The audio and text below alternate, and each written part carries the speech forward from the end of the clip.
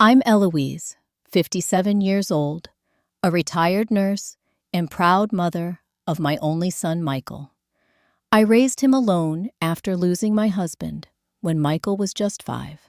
We were always close until he married Amanda 3 years ago. Yesterday, I received a text that shattered my heart. "You won't be joining us on the cruise.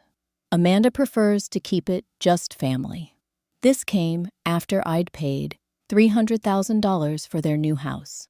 Before I tell you how this all unfolded, let me know where you're watching from and hit that subscribe button.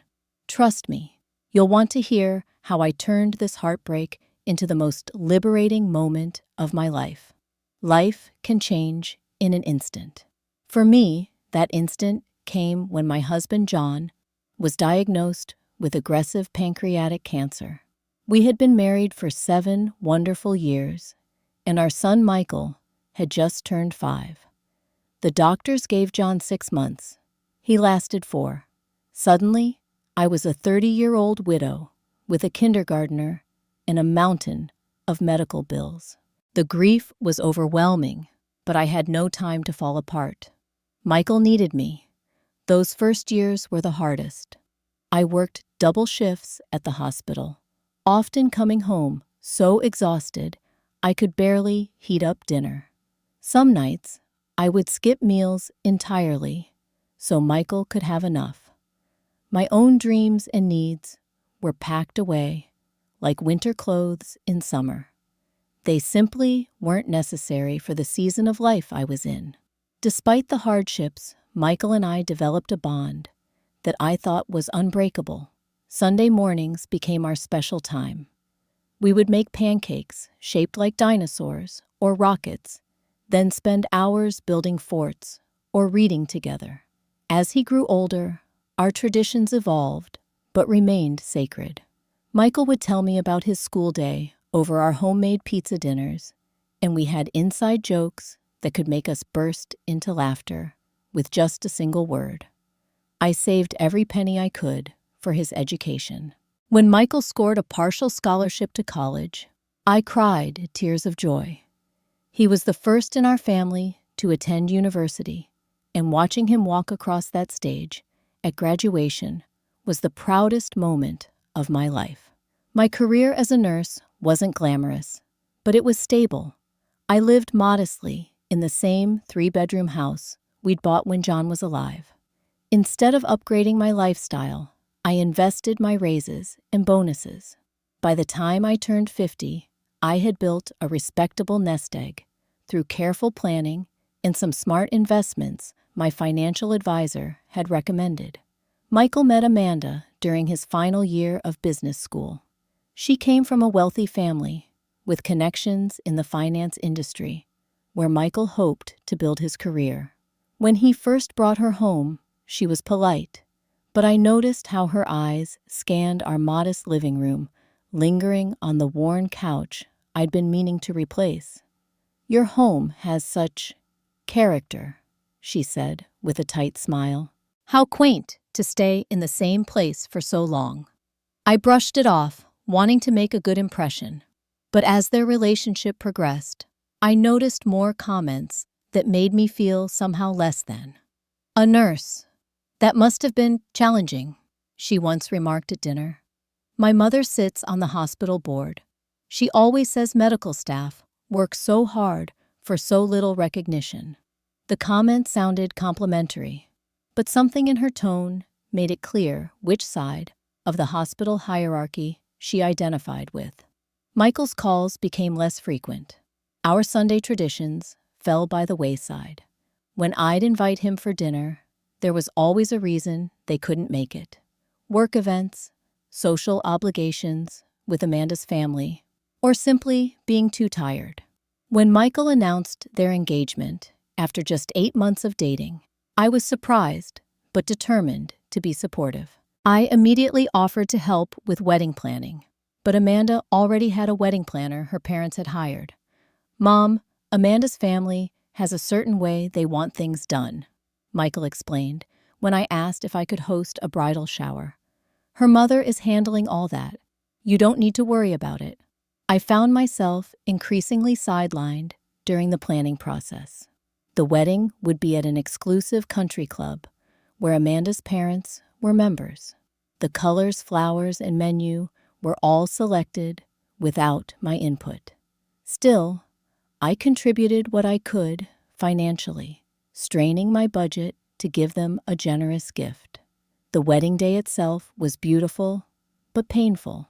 I was seated at a table far from the main wedding party, with distant relatives who barely spoke to me.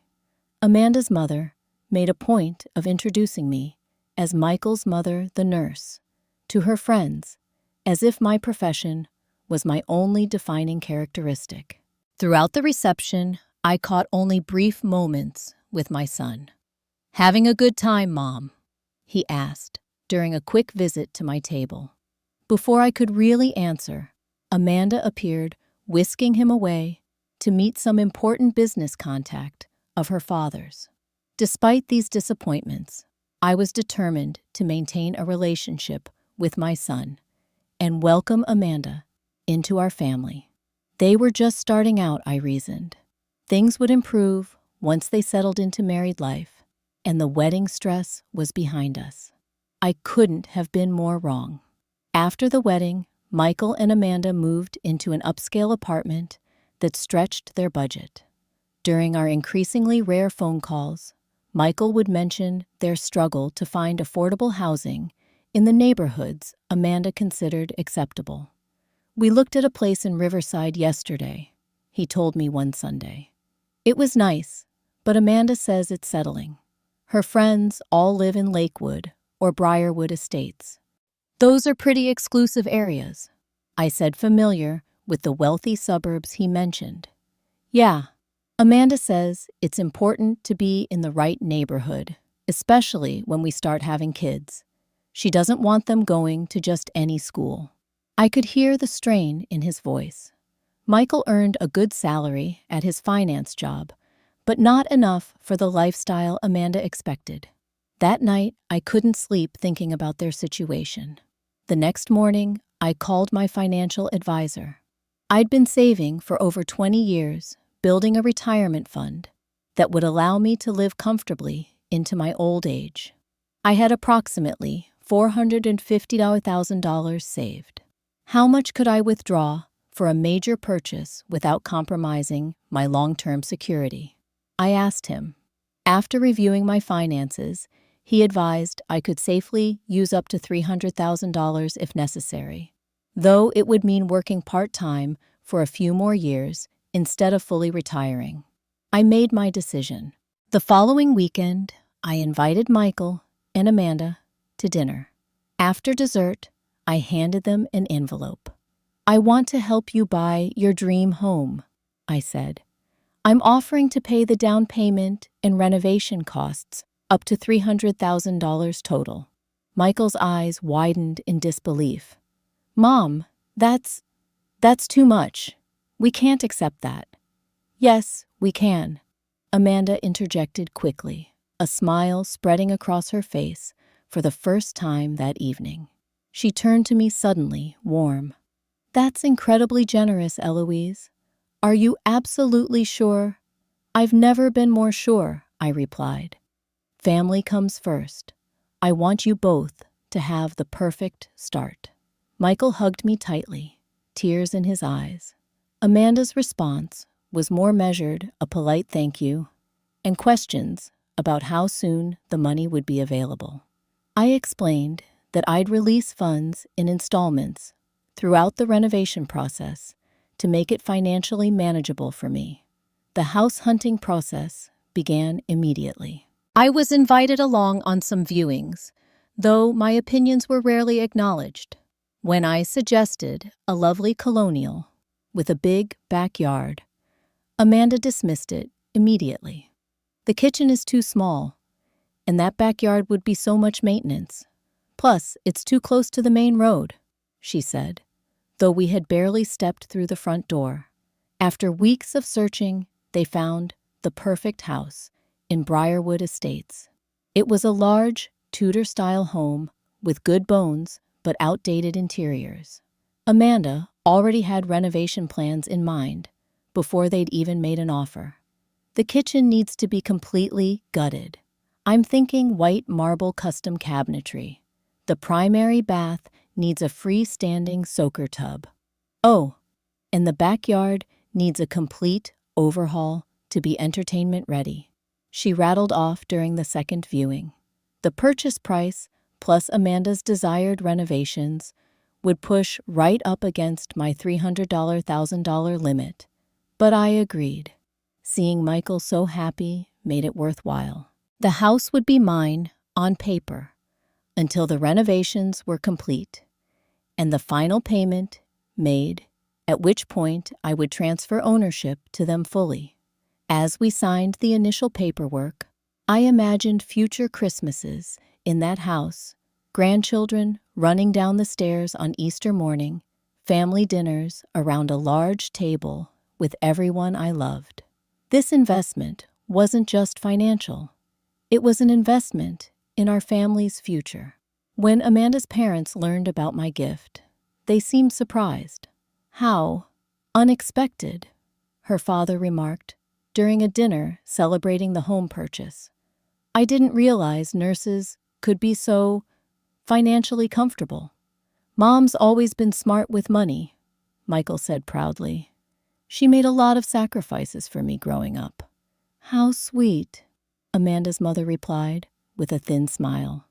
"Though I'm sure she'll enjoy visiting your beautiful new home just as much as we will." Something in her phrasing struck me as odd, as if I were just another visitor rather than family. Still, I pushed the thought aside, focusing instead on the joy of helping my son and his wife begin their new chapter. 6 months after the house purchase, the extensive renovations were well underway. Each week brought a new invoice for marble countertops, custom cabinetry, designer, light fixtures, or landscaping. I paid each one without complaint, though I was beginning to feel the financial strain. What bothered me more than the money was the growing distance between Michael and me. Weeks would pass without a phone call. When I called him, he often seemed rushed or distracted. Twice, I heard Amanda in the background asking who was calling, followed by a pointed, "Can you wrap it up? We're going to be late." I tried to stay connected by dropping by with homemade meals or offering to help with packing as they prepared to move from their apartment to the nearly completed house. "Thanks, Mom, but we've got it under control," Michael would say, accepting the food but rarely inviting me inside. On one such visit, I arrived at their apartment to find Amanda's mother there, surrounded by paint samples and fabric swatches. "Oh, Eloise," Amanda said, looking surprised. "We weren't expecting you." "I just brought some of Michael's favorite lasagna," I explained, holding up the dish. "That's so thoughtful," she replied. "But we were just heading out to meet with the interior designer. Mother has been such a help with all the design decisions." I felt a pang of hurt. I hadn't been asked for input on any aspect of the house I was paying for. Before I could respond, I overheard Amanda's mother stage whisper, "Does she drop by unannounced often?"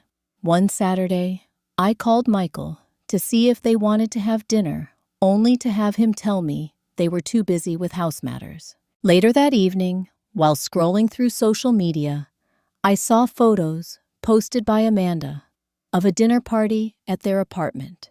Her parents were there along with several couples I didn't recognize. The caption read, "Family dinner with our favorite people." My best friend Diane noticed my withdrawal and increasing anxiety.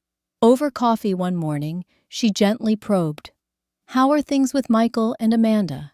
You haven't mentioned them much lately." "They're busy with the house," I said automatically, then hesitated. "Actually, Diane, I'm worried. It feels like I'm being pushed out of Michael's life." "What do you mean?" I shared the incidents of exclusion, the brief phone calls, the social media posts showing gatherings I knew nothing about. "Have you talked to Michael about this?" she asked. "I tried once. He told me I was imagining things, that they're just busy with work and the renovation. 2 weeks later, I finally gathered the courage to address the situation directly. I invited Michael for lunch, just the two of us. To my surprise, he agreed. "Michael, I feel like we're drifting apart," I said after we'd ordered. "Is everything okay?" He looked uncomfortable. "Of course, Mom. Everything's fine. We're just really busy right now. Too busy for a phone call once a week. Too busy to include me in family gatherings." "What gatherings?" he asked defensively. "The dinner party at your apartment, the brunch at Amanda's parents', the wine tasting weekend. I see these things on social media, Michael. Events where Amanda's entire family is included, but I'm not even told they're happening." He shifted in his seat. "Those were Amanda's events. Her family is just more social than we've been. You wouldn't have enjoyed them anyway. Shouldn't that be my decision to make? Mom, you're making too much of this. Once we're settled in the house, things will be different." I wanted to believe him, but the knot in my stomach told me otherwise. Still, I continued making the renovation payments, watching as the house transformed into a showcase home worthy of a magazine spread. The only area where I was consulted was the small guest bedroom on the first floor. "We thought you might like to help design this room," Amanda told me during a rare tour of the progress. "Since you'll probably stay here when you visit." The way she said, "when you visit," struck me. Not "when you come over" or "when you spend time with us," but "when you visit," like a distant relative coming to town. Nevertheless, I threw myself into making that guest room special, selecting comfortable furnishings and warm colors. It was my one connection to the home I was providing them. As the renovation neared completion, I noticed Amanda's put-downs becoming more frequent and less subtle. "Michael remembered to move your mother's photos to the hallway instead of the living room," she said during one visit, not bothering to lower her voice as I stood nearby. "They don't really match our aesthetic." Another time, when I mentioned hosting a holiday gathering, once they were settled, Amanda laughed lightly. "Oh, Eloise entertaining is quite an art. Perhaps for casual family dinners, but for proper events, I think we'll handle the hosting." Each comment stung, but I remained silent, not wanting to cause conflict. Michael never defended me, often changing the subject or pretending not to hear. As I made the second-to-last payment for the renovations, a $50,000 installment that covered the custom kitchen installation, I received unexpected news from Michael. "Mom, we've got something exciting to tell you," he said over the phone, sounding happier than he had in months. "Amanda's parents have booked a family cruise to celebrate us moving into the house. 2 weeks in the Caribbean, visiting 5 islands." My spirits lifted immediately. "That sounds wonderful. When are we going?" "It's in August, right after we move in. I'll send you the details so you can start planning." For the first time in months, I felt included. A family cruise sounded like the perfect opportunity to strengthen bonds and create new memories together. Perhaps things were turning around after all. The following weekend, I went shopping for cruise-appropriate clothes, buying a new swimsuit, sundresses, and comfortable sandals. I researched the ports they'd be visiting and made notes about shore excursions I thought Michael might enjoy. I called him twice to ask about practical details like cabin assignments and dinner seating. He seemed vague, but confirmed I should keep the dates open. "Amanda's handling most of the arrangements through her parents," he explained. "But it's going to be great, Mom. A real family vacation." 3 days later, while I was trying on the new sundresses, my phone pinged with a text message from Michael. "Hey, Mom, I need to tell you that you won't be joining us on the cruise. Amanda prefers to keep it just family. her parents and siblings. Sorry for the confusion. I stared at the message, sure I'd misunderstood. I read it again and again. My hands shook as I called Michael immediately. The call went to voicemail. I texted back, "Michael, I don't understand. I thought I was included in this family cruise." His response came quickly. "Amanda's parents are paying for it as their housewarming gift to us. They've invited their immediate family, Amanda's siblings and their spouses. Amanda felt it would be awkward to ask them to include you too." I sank onto the fitting room bench, still half-dressed in a sundress I no longer had any reason to buy. Tears streamed down my face as the message finally sank in. I wasn't considered family. Driving home was dangerous in my emotional state. I could barely see through my tears, pulling over twice to compose myself. Once home, I collapsed on my couch, Michael's text still open on my phone. I sent another message. "Can we please talk about this?" Hours passed before his reply. "There's nothing to discuss, Mom. It's Amanda's family's trip. I'm sorry if you misunderstood." That night, I couldn't sleep. I lay awake replaying every interaction with Amanda and her family over the past 3 years. The pattern of exclusion had been there from the beginning, but I'd been too eager to maintain a relationship with my son to see it clearly. In the morning light, I checked social media and found what I feared. Amanda had posted about the upcoming cruise tagging not just her parents and siblings, but also aunts, uncles, and cousins. This wasn't an intimate, immediate family gathering. It was a large family vacation from which I had been specifically excluded, and I was still scheduled to make the final $100,000 payment for their house the following week. The morning after receiving Michael's text, I sat at my kitchen table, surrounded by financial documents. The statement from my rapidly diminishing retirement account stared back at me. I had already transferred $200,000 to Michael and Amanda for the house and renovations. The final $100,000 payment was scheduled for next Friday. With shaking hands, I called my financial advisor. "Jerry, I need to know what my options are regarding the house payments for my son." "What specifically are you concerned about, Eloise?" he asked. "If I've already paid $200,000 but haven't made the final payment, what are my legal rights? The house is still in my name, correct?" "Yes. Until the final payment and property transfer, you're the legal owner. Did something happen?"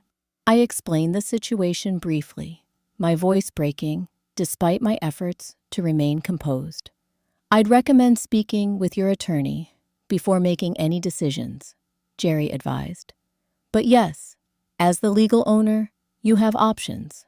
After hanging up, I called the family lawyer who had helped with my husband's estate years earlier. He confirmed what Jerry had said and offered to review the informal agreement I had with Michael. "From what you've described, there's no legally binding contract requiring you to make the final payment or transfer the property," he explained. "It was a gift with conditions that haven't been fulfilled." I thanked him and sat in silence after the call ended, contemplating my next move. Part of me wanted to forgive everything, make the payment, and hope that eventually Michael would see how Amanda was isolating him. Another part, growing stronger by the minute, demanded I stand up for myself. With no resolution in sight, I decided to visit the house unannounced. Perhaps seeing Michael in person would help clarify things. When I arrived, Michael's car wasn't in the driveway, but an unfamiliar luxury SUV was parked there. I rang the doorbell, and Amanda opened the door, her surprise quickly turning to annoyance. "Eloise, Michael isn't home. He's at the office. I was hoping to talk to both of you, but perhaps you and I could chat instead," I suggested.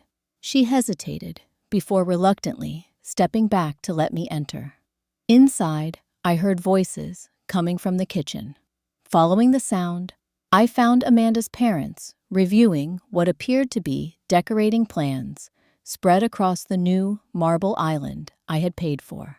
"Oh, hello," I said, surprised to see them. Amanda's mother looked up equally startled. "Eloise, what an unexpected surprise.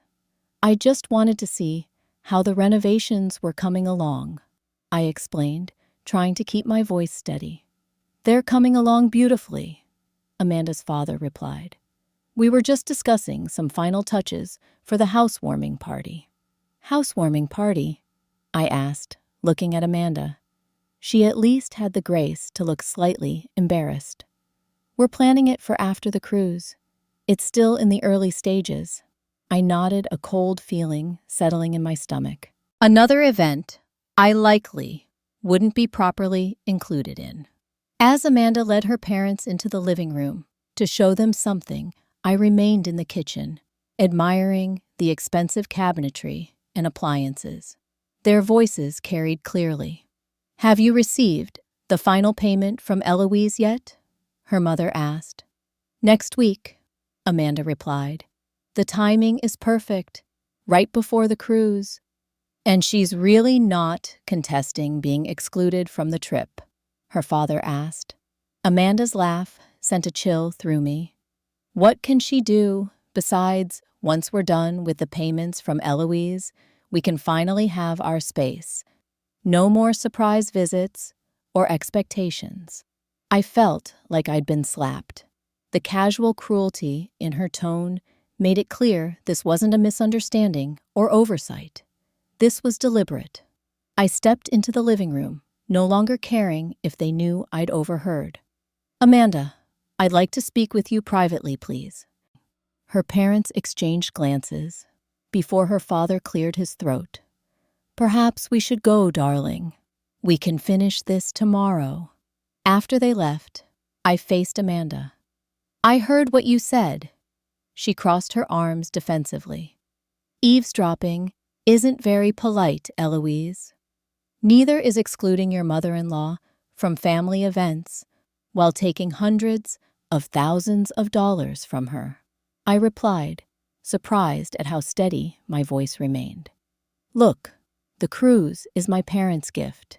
They get to decide who goes. And the housewarming party I wasn't told about, and every other gathering where I've been deliberately excluded. What about referring to my financial contribution as something to be done with, so you can finally have your space?" She had the decency to look uncomfortable, but quickly recovered. "You're taking things too personally. Michael and I appreciate your financial help, but that doesn't entitle you to be involved in everything we do." I never expected to be involved in everything.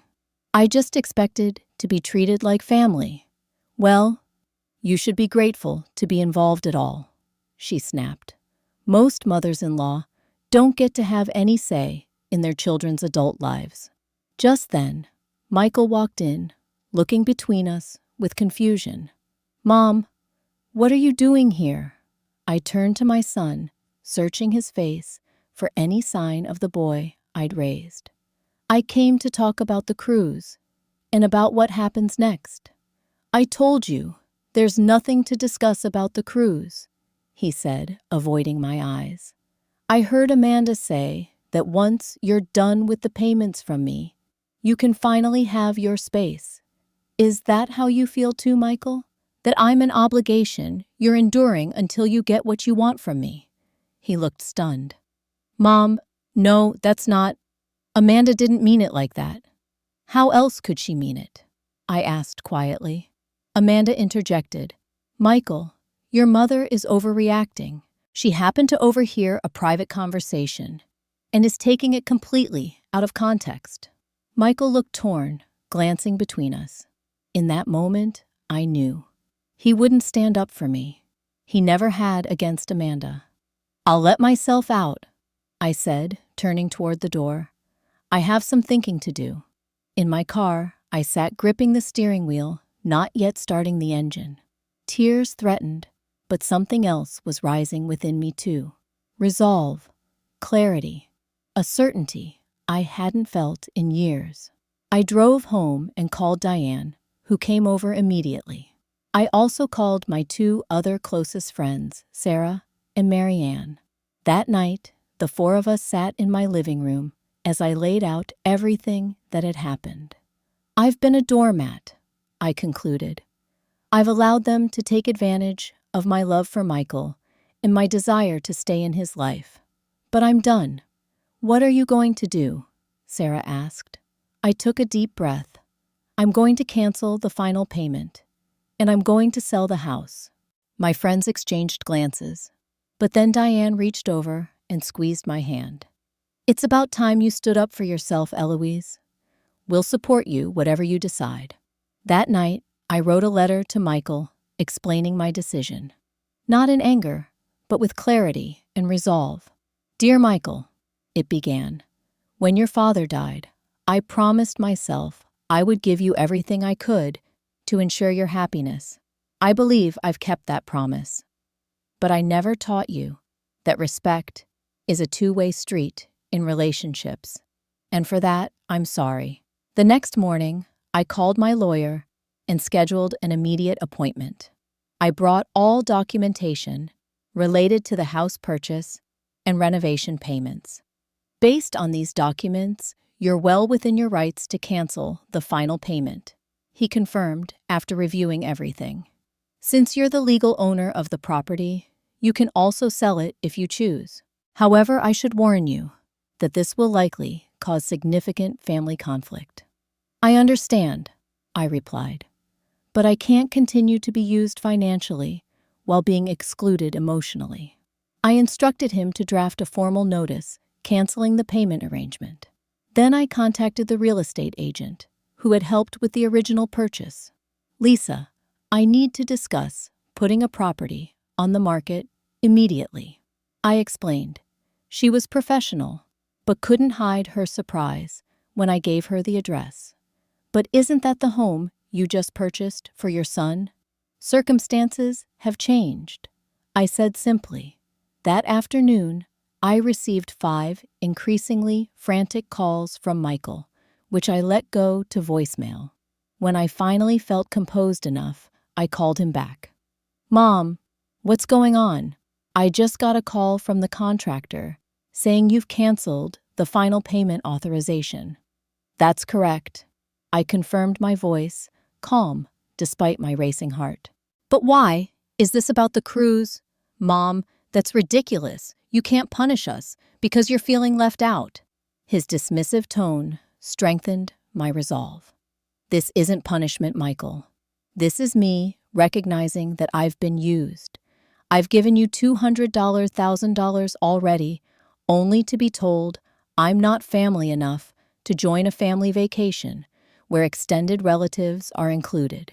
I've heard with my own ears how you and Amanda plan to push me further away once you've received the final payment. That's not true. Amanda didn't mean... Stop, I interrupted. I've made my decision. I won't be making the final payment, and I'm putting the house on the market. There was stunned silence, then explosive anger. You can't do that. We've already moved half our things in. The renovations are nearly complete. I can and I am. The house is legally mine. This is insane. You're being vindictive because of one misunderstanding. It wasn't one misunderstanding, Michael. It's been 3 years of being gradually pushed aside while still being expected to provide financial support. I deserve better. I'm going to fight this, he threatened. Dad would be ashamed of you. That last comment cut deep, but I held firm. Your father taught me the value of self-respect. I'm finally listening. After hanging up, I received a furious call from Amanda, full of threats and accusations. Her parents followed with their own call, mentioning their connections with excellent lawyers. My lawyer assured me their threats were largely empty. They may try to argue that there was an implied contract, but without formal documentation, and with the property in your name, they have very little legal standing. The next few weeks were a blur of activity and emotion. The house was listed for sale, priced to move quickly. My phone was flooded with angry messages from Michael and Amanda, alternating between threats and guilt trips. Amanda's parents even showed up at my door one evening, attempting to intimidate me with talk of lawsuits and ruined relationships. Through it all, my friends remained steadfast. Diane accompanied me to meetings with the real estate agent. Sarah helped me screen my calls. Mary Ann invited me to stay with her when the pressure became too intense. To my surprise, the house sold within 2 weeks to a young family with 3 children. The father was a surgeon, the mother a professor. They loved the renovations and were thrilled to find such a beautiful home available in that neighborhood. As the sale proceeded, Michael's approach changed. Anger gave way to desperate negotiation. "Mom, please, we can work this out," he pleaded during one of our few conversations. "We'll include you in future events. Amanda feels terrible about the misunderstanding." "It wasn't a misunderstanding," I replied gently. "And I'm not doing this to punish you or to force inclusion. I'm doing it because I've realized my worth." The day before closing, Michael came to my house alone. It was the first time I'd seen him in person since the confrontation at the house. "You're really going through with this," he said, looking defeated. "Yes. What about us, our relationship?" I regarded my son carefully. "That's largely up to you, Michael. I'll always love you. But I won't be used or disrespected anymore. So this is conditional love. You'll only be my mother if I meet your demands. No, I'll always be your mother. But having a relationship requires mutual respect. You can't expect to treat someone as an outsider while taking their money, then cry foul when they stop giving." He shook his head clearly, still not understanding. "What am I supposed to tell Amanda? Her parents? We've lost the house because you got your feelings hurt." "Tell them the truth, Michael. Tell them that family isn't just about DNA or legal ties. It's about respect and care. When you decided I wasn't family enough for your cruise, you showed me I shouldn't treat you as family with my finances." He left angry and hurt. The sale closed the next day, and I received a check for the full amount minus what I'd already put in. I paid back my retirement account first, then set aside the rest, unsure yet how I would use it. The cruise came and went. I saw the photos on social media before finally deciding to block both Michael and Amanda. The constant reminder of their lives was too painful. I wondered if I'd done the right thing. In my darkest moments, I feared I'd lost my son forever over money and pride.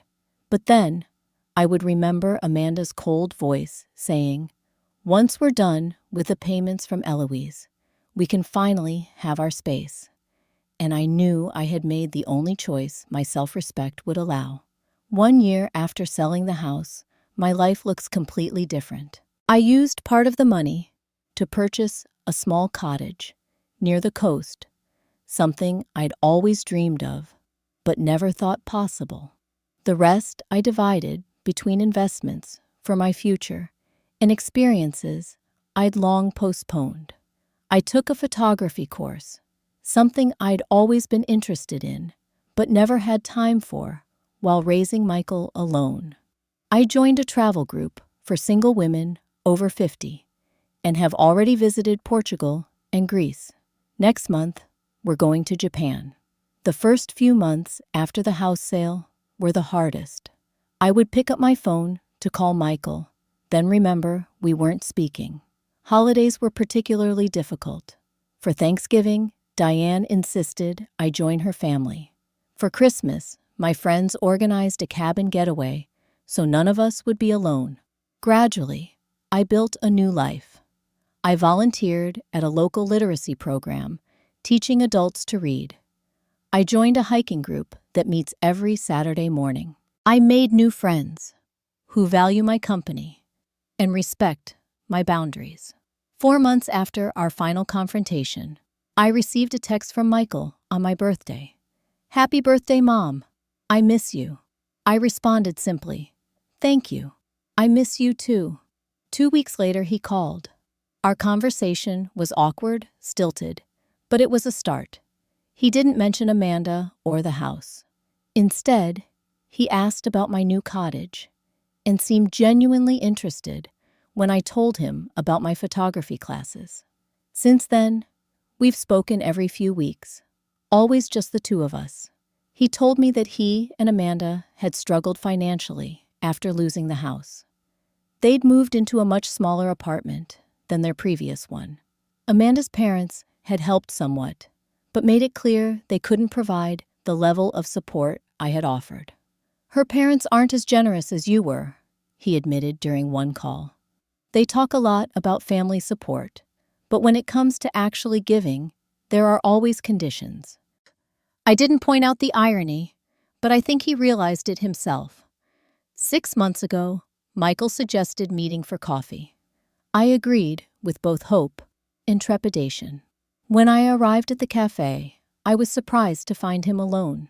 In our previous life, Amanda would have insisted on being included. "Amanda doesn't know I'm here," he confessed after we'd ordered. "Things haven't been good between us." I just nodded, waiting for him to continue. "After everything that happened with the house, something changed. I started seeing patterns I hadn't noticed before. The way her family treats people they consider beneath them. The way she gradually isolated me from my friends, not just from you." "I'm sorry to hear that," I said and meant it. Despite everything, I never wished for his marriage to fail. "I've been doing a lot of thinking about what you said, about family being about respect and care, not just blood or legal ties. You were right, Mom, and I'm so sorry I didn't see it sooner." Tears filled my eyes, but I held them back. "I'm sorry too, Michael. Sorry that I didn't teach you about self-respect earlier. Sorry that I was so afraid of losing you, that I allowed myself to be treated poorly for so long." "Do you think we can start over?" he asked, his voice small, reminding me of the little boy who would crawl into my lap after scraping his knee. "Not over," I said gently, "but forward, yes, with clear boundaries and mutual respect." Since that meeting, we've been slowly rebuilding our relationship. Michael comes to my cottage for dinner once a month. We text regularly. He's started therapy to work on his own boundaries with Amanda and her family. I don't know if their marriage will survive, and I've made it clear that while I'm here for him, I won't insert myself into their relationship issues. Whatever happens, I want Michael to make choices based on his own well-being, not fear or obligation. As for Amanda, I've forgiven her, though I have no desire to resume a relationship. Forgiveness was for my benefit, not hers. It freed me from carrying the weight of anger and hurt. The greatest lesson in all this has been learning my own value. For decades, I defined myself primarily as Michael's mother, placing his needs and happiness above my own. Now, I've discovered there's so much more to me. I'm a photographer, a hiker, a volunteer, a friend. I'm a woman with dreams and boundaries, and the courage to enforce them. Would I do it all again? Make the same decision to cancel the payment and sell the house? Absolutely. It wasn't about the money. It was about refusing to be valued only for what I could provide while being denied a place at the family table.